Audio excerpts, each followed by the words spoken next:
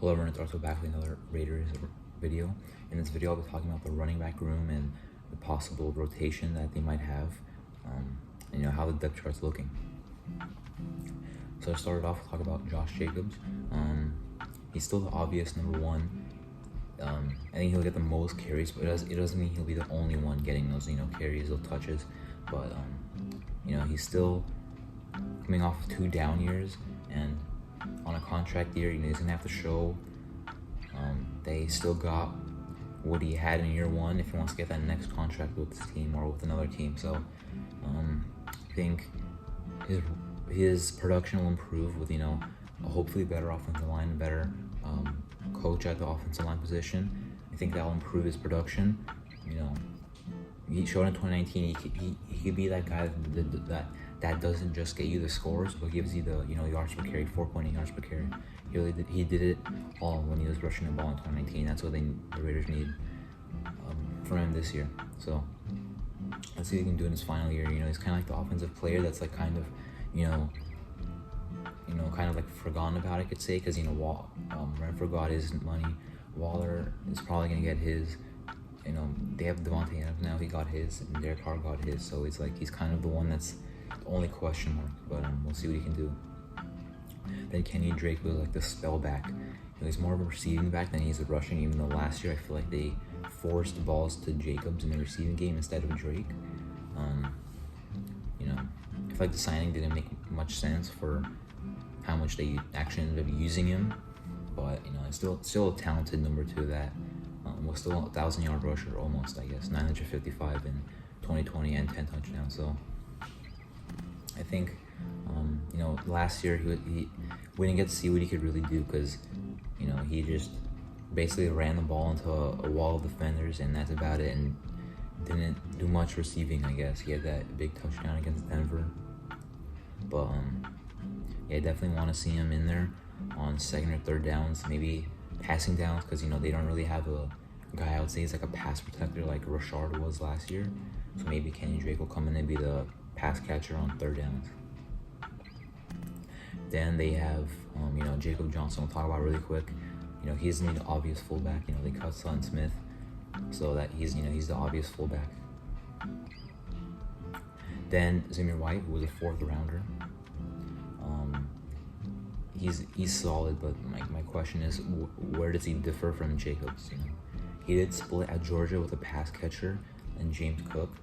So if he's gonna be the future at running back, it does I guess maybe they'll re-sign Kenny Drake or bring another pass catcher in, have Zamir White as the the number 1 power rusher, and have another spell back in there. But he's like Jacobs, powerful, fights off blocks, or fights off tackles. He didn't do much pass catching in his career at Georgia. Wasn't the greatest pass protector from the film I saw. So I think he's talented. Year 1, not sure how much production he'll get, but I think he can be a future starter. But that's if they don't re-sign Jacobs. Because if they re-sign Jacobs, they're gonna re-sign him to start. So then Britton Brown. Like the Zamir White pick confused me, but this one really confused me because he's also a power back. I don't understand what they're gonna get from him, not just this year, but at all. Just like Zamir White, it's like the 2nd power back on this team right now behind Jacobs, number 1. If Zamir White becomes the number 1 power back on the team, I guess Britton Brown's just the 2nd one, but you basically have 3 from similar backs, I guess. He didn't do much pass catching or pass protecting.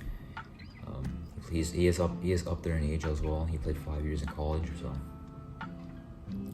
I do hope he makes the team, at least as a practice squad player this year. But I don't think he'll play much at all this year. Next is Amir Abdullah that we're going to talk about. This is a signing I did like. It's kind of it's kind of slept on because they signed him only hours before they traded for Davante Adams. So people kind of forgot about that right away because people were talking about the Adams move for a while. But yeah, before the draft, I really thought that this would be like the 3rd guy on the team for backs, but because I do like him, with the Vikings. I thought he was underrated. He can pass catch, he can run. He was with the Panthers last year, subbed in for injuries on their team. He was solid, actually. I like the signing, but now I'm not sure if he'll even make the team. Next, we're gonna talk about Brandon Bolden, who they signed from New England. I think he's more of this pass catching, screen pass type of guy.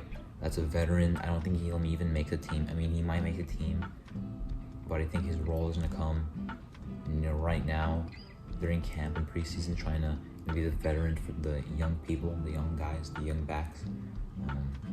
Yeah, I don't think they really need him that much, but I'm okay with this signing. And lastly, we're gonna talk about Sincere McCormick, who was a UDFA from UTSA. They put him on IR. Many people believe that he wasn't actually hurt and they're just stashing him for next year, meaning they'll put him on IR so no one can pluck them off of our practice squad. So I guess I don't know much about him, but I guess if they really believe in him, then he'll be a guy to look out for next year trying to make the team.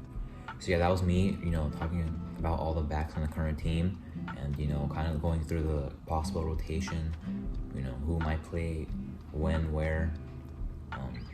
Yeah, I think Jacobs will be the number 1, Drake will be the number 2. Number 3, I think it's going to be Zamir White or Amir Abdullah, probably Zamir White. And then, I think they'll keep Britton Brown on the practice squad at least, maybe even on the active roster. I think they'll keep 4 backs, so maybe he'll be the 4th one. I think Brandon Bolden will be cut. I think Jacob Johnson will be a good fullback.